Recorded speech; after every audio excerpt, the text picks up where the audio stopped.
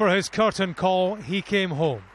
This was Gordon Brown in his Fife constituency, confirming politics' worst-kept secret. He's stepping down at the next election. I'm not going back to Westminster, not to the House of Commons after the general election, and not to the House of Lords. It is Fife where our home is and where we will be, where our children, John and Fraser, who are here tonight, are happily at school. And it's from Fife where I will do the new and extended work as the United Nations Special Envoy on global education.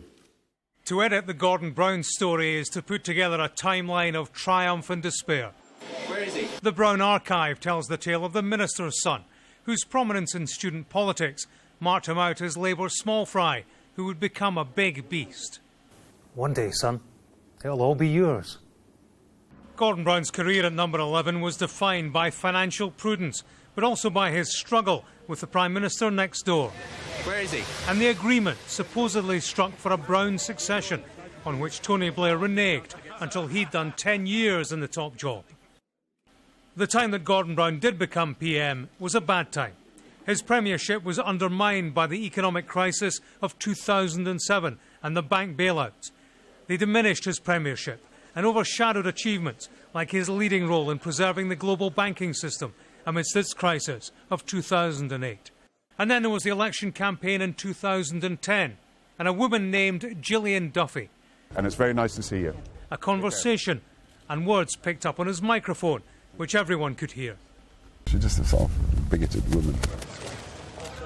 It probably sealed his departure from Downing Street, following Labour's heaviest electoral defeat since 1983.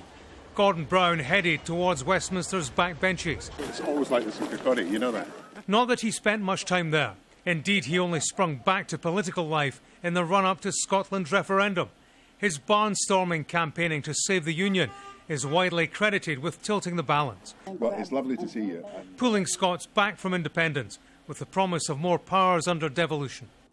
And so here amongst the people who gave Gordon Brown power, he announces that he's putting 31 years of Westminster behind him. One of the towering figures in UK politics of the recent past will devote his immediate future to charity work and family life. James Matthews, Sky News, Kirkcaldy.